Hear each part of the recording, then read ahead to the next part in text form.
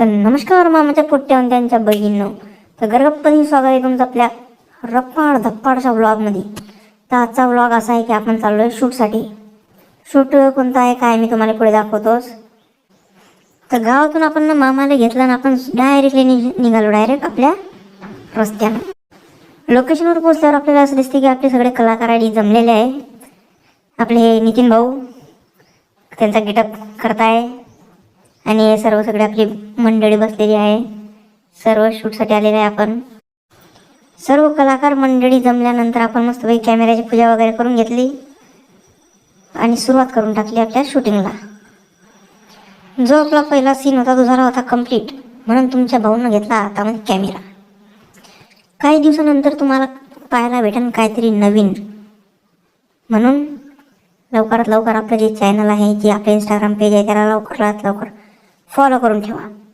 आलोच.